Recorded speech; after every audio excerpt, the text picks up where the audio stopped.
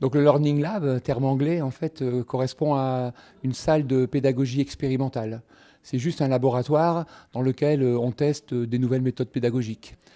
Donc ça fait partie d'un projet au niveau de l'université, de trouver des espaces, de créer des espaces dans lesquels des enseignants, au gré de leur cours, ou bien des formateurs, puissent imaginer des nouvelles façons d'enseigner, transmettre du savoir, de faire travailler ensemble des étudiants. Et donc on a imaginé cette salle avec de la technologie, mais aussi avec des outils moins technologiques, le fait d'écrire sur les murs, d'utiliser des tableaux qui tournent par exemple. Et donc c'est le but de ce laboratoire, d'expérimenter des méthodes et de voir si on peut les appliquer un peu partout dans l'université. Donc dans ce Learning Lab, on trouve d'abord une pièce centrale équipée avec du mobilier qui bouge, donc des tables triangulaires ou trapézoïdales, des chaises, des choses assez simples, des murs sur lesquels on peut écrire, effacer, des sortes de post-it aimantés géants, des étagères, des lieux pour travailler assis, debout, à différentes hauteurs. Donc en termes d'ergonomie, beaucoup de variété. Et puis de la technologie. Dans cette technologie, on trouve bien sûr du Wi-Fi, des projections croisées, on trouve des tableaux interactifs, tableaux qui permettent de faire de la captation informatique, et puis une webcam pour faire de la vidéoconférence, de la transmission à distance. Voilà parmi les principaux équipements du laboratoire. Alors, ce laboratoire est accessible aux enseignants qui ont des projets, qui veulent développer des nouvelles méthodes pédagogiques. Il est accessible aussi au LIP, Laboratoire d'innovation pédagogique, dans le cadre de formation, puisque nous utilisons aussi ce laboratoire pour former des enseignants à ces méthodes d'innovation. Et puis, il est utilisé aussi dans le cadre d'expérimentation, des nouveaux types d'examens, nouveaux types de présentation de projets, travaux collaboratifs. Et un dernier exemple, c'est peut-être aussi les ateliers pédagogiques du LIP ou les petits déjeuners de la CAP, Commission académique et pédagogique. Donc on peut y faire de l'événementiel, du cours, des examens et de la formation. En fait, quand on rentre dans ce laboratoire, une personne qui ne connaîtrait pas du tout l'utilité pourrait se poser la question qu'est-ce que ce lieu ? Est-ce un lieu pour des réceptions? Est-ce un lieu pour des détentes? Il y a effectivement des sofas, des canapés, des poufs. Est-ce un lieu pour y enseigner, je dirais, des cours de très haut niveau ou alors des cours de maternelle, de primaire Et donc, il y a la surprise. On pourrait tout y faire d'ailleurs. Ce qui est intéressant à voir, c'est que ces lieux sont des accélérateurs en fait, d'innovation. Ce n'est pas parce qu'il y a ces lieux qu'on fait d'innovation pédagogique. On peut très bien faire de l'innovation pédagogique dans des salles banalisées, classiques. Mais ces lieux sont des accélérateurs, car quand on met les personnes dans des cadres différents, où on peut être un peu plus tranquille, se déplacer, ne pas rester assis sur une chaise, aligné, eh bien ça débloque aussi des types de comportements. Et peut-être que si ces lieux font penser parfois à des classes maternelles ou de primaire, c'est parce que dans ces enseignements, justement, on débloque beaucoup plus facilement les jeunes que dans des classes ou des amphis hyper bien structurés. Alors on se trouve dans ce que l'on appelle le Meeting Lab, qui est une salle qui est dédiée à l'expérimentation de relations de manière un peu innovante, puisqu'en fait, on est dans des salles qui vont pouvoir être reconfigurées et s'adapter à tous les besoins des personnes qui vont animer ces réunions. Alors, ce qu'elle a de plus, c'est que tous les mobiliers sont complètement modulables. Donc, on peut, par exemple, remettre les tables par îlot, puisque ce sont des trapèzes, de manière à pouvoir constituer des îlots autour desquels on va se réunir. Mais on a également la possibilité de les mettre en rang d'oignon. En fait, c'est l'animateur de la réunion qui choisit la disposition de son matériel. Alors c'est une salle effectivement qui est équipée de tableaux Velleda, c'est-à-dire on a la possibilité d'écrire partout sur les murs. On n'a pas voulu opposer la personne qui va utiliser les technologies de la personne qui ne souhaite pas les utiliser. Le but, c'est d'offrir un maximum de possibilités à l'utilisateur et au groupe de manière à permettre au groupe de travailler de manière collaborative. Alors il n'y a pas énormément de différence entre le Learning Lab et le Meeting Lab. Les deux salles sont destinées quasiment aux mêmes usages. Simplement, on a plutôt dédié cette salle à l'usage vers les entreprises et le Learning Lab est lui plutôt dédié vers la pédagogie expérimentale. Alors, tout le monde peut accéder à cette salle. Bien évidemment, notre cœur de métier, notre cible, ce sont nos enseignants, nos chercheurs, mais on ouvre également ces salles à nos partenaires, partenaires de l'université, également nos réunions institutionnelles, mais également nos entreprises avec lesquelles nous collaborons. C'est très, très interactif, c'est très facile à utiliser, c'est simplement du glisser-déposer, et on est capable, de manière non connectée au sens du fil, de pouvoir projeter de n'importe quel endroit vers n'importe quel endroit, et ce qui permet à tout à chacun d'assister à la projection de copies d'écran d'ordinateur.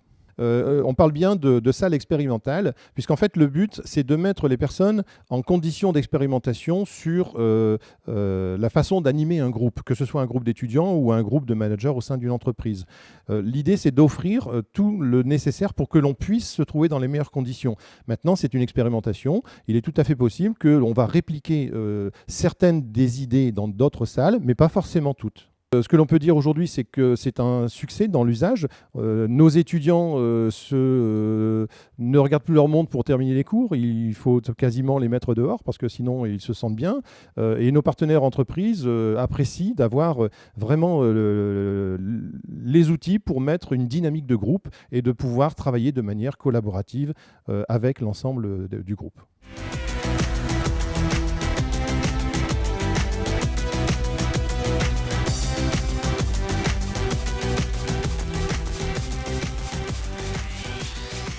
Eh bien, nous sommes actuellement dans le studio TV du Media Lab. C'est constitué d'un studio de télé, d'un studio de radio, d'un desk.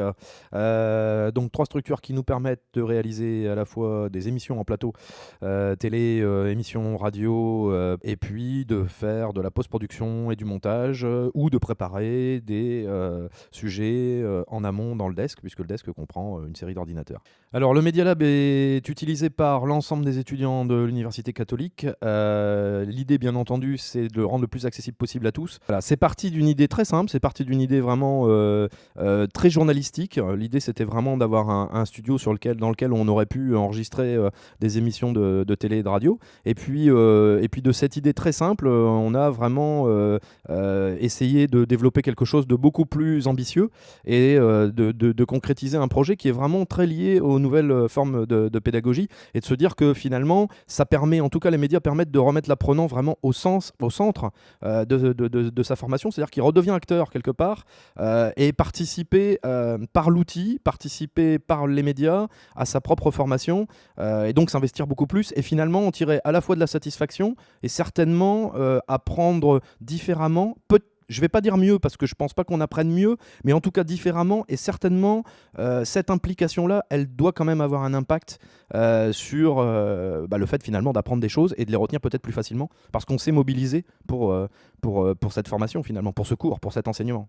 Alors dès l'origine, le projet s'appelait Projet Cross Média, avant de s'appeler Media Lab, pour la raison très simple, c'est qu'on voulait vraiment être capable de croiser les médias, c'est-à-dire à la fois de produire par exemple une émission de télé, mais tout en réalisant une émission de radio, de retransmettre ça dans plusieurs amphis, de jouer sur l'interactivité importante des nouveaux médias, notamment Internet, c'est-à-dire de pouvoir recevoir des commentaires, des appels téléphoniques, de travailler sur la réception de SMS par exemple. Donc il fallait absolument qu'on ait une grande interactivité entre, d'un côté, les médias traditionnels, télévision, radio, et puis pour nous les réseaux sociaux, les nouveaux médias, l'Internet, etc.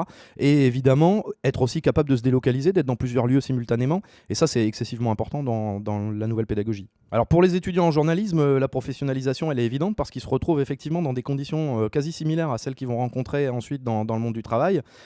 Évidemment, à quelques exceptions près, c'est-à-dire qu'en fait, on n'a pas forcément les mêmes outils techniques que ceux qu'ils vont rencontrer dans les entreprises dans lesquelles ils vont travailler, mais les techniques utilisées, le fonctionnement est rigoureusement le même. Ça veut dire qu'en fait, finalement, ils sont tout à fait préparés à leur futur métier, sans doute pas sur les mêmes outils, mais en tout cas préparés. C'est-à-dire qu'il leur suffira ensuite de s'adapter à des outils différents.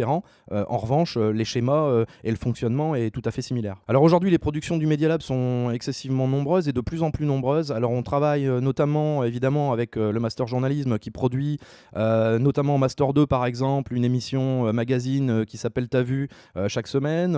La même chose avec les étudiants de M1, le Master Mag. Il y a des émissions qui sont produites avec les étudiants en espagnol. Une émission par exemple télévisuelle qui s'appelle Café Cultura, mais il y a aussi des émissions de radio en espagnol, en anglais. On a travaillé avec des étudiants d'Ecofi sur des rendus de mémoire au format radio ou télévisuel. Il y a des productions pour les entreprises. On a fait des films par exemple autour de la visite de la CCI qui est venue nous présenter Terre d'entrepreneurs. Il y a vraiment, c'est très très très très diversifié, très varié, voilà, dans tous les domaines, dans toutes les disciplines. Il y a aussi des MOOC, effectivement. Il y a des MOOC, notamment la faculté de théologie qui a développé son projet Théorizon, donc qui est venu enregistrer en plateau ici toute une série d'émissions. On reçoit beaucoup d'invités. On a reçu Michel Denisot qui a été notre premier invité, puis on a reçu Frédéric Bedos, Clotilde Gourlet. On a reçu vraiment beaucoup d'invités, des journalistes, des gens de médias, d'anciens ministres, vraiment beaucoup de personnalités, des écrivains, etc. On peut recevoir effectivement beaucoup de personnalités ici, et c'est très intéressant pour les étudiants parce que ça leur permet, dans le cadre d'une masterclass, à la fois de travailler en amont sur ces personnalités, de les découvrir, de les présenter, de les interviewer, et puis de bénéficier aussi finalement des enseignements de ces personnes qui viennent quand même nous expliquer quel est leur métier, quelle est leur vie, qu'est-ce qu'ils font, comment ils le font, comment ils travaillent. Et je pense qu'il y a vraiment un intérêt tout particulier à comprendre justement ces personnes qui exercent dans des métiers très divers. Si vous souhaitez découvrir l'ensemble des réalisations du Media Lab, il vous suffit de vous rendre sur www.flsh.fr et de cliquer sur la rubrique Media Lab.